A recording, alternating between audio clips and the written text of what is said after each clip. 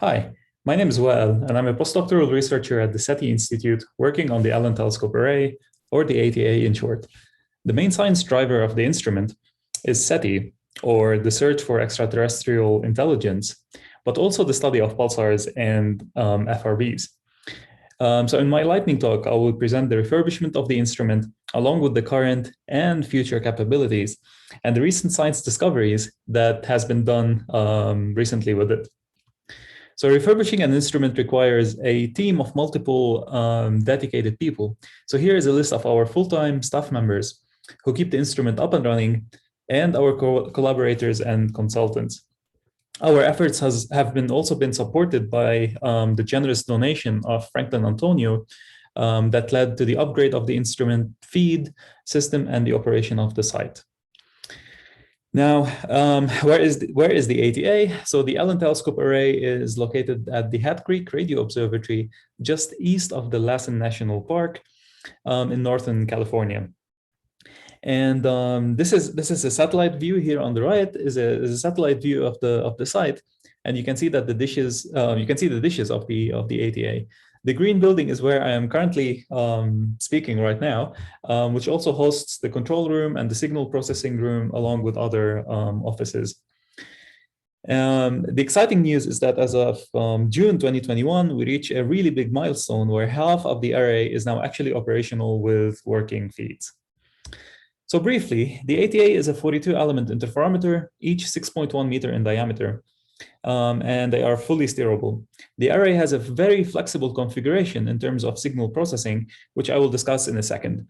The new generation Antonio feeds, as you can see in the right figure, are log periodic in design and can achieve a spectral coverage of 1 to 12 gigahertz. The feeds are cryogenically cooled down to temperatures of around 75 Kelvin to keep the electronics less noisy. The performance of the feeds can be basically summarized by this plot. This shows the receiver temperature as a function of frequency and polarization. So X polarization is the top panel and Y polarization is the bottom panel for two typical antennas. So antenna 3D here is in blue, antenna 2B is in orange. This shows that the receiver temperature is less than 100 Kelvin until around 9 or 10 gigahertz, which makes the feed relatively sensitive over a large bandwidth. Now, the flexibility of the instrument lies in the fact that digitally, we can select 4 tunings, each with 720 megahertz wide, and anywhere between the 1 to 12 gigahertz band. So in theory, when enough digitizing and compute power are available, we can digitize more than 2 gigahertz for all the antennas at the same time, tunable anywhere in the 12 gigahertz band. The plot on the right shows a pulsar observation of BO329 using 3 tunings to achieve a really large spectral recording. We currently have the capability to digitize 2 tunings for all of the 21 usable antennas.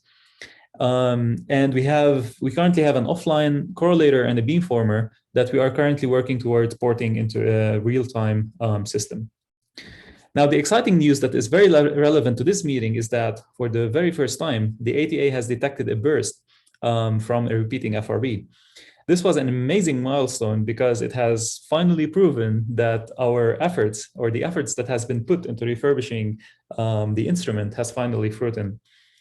So the burst was from the repeating FRB 2020-1124A, which you might hear about during this meeting, during this conference. It showed a double peak feature for us at the ATA, which has been also seen with other instruments, each a few milliseconds long. And the detection has been submitted as an ATEL, so you can find it on the ATEL or the Astronomer Telegram website. And we are keeping on monitoring the source for more repetitions, hoping that new discoveries will follow.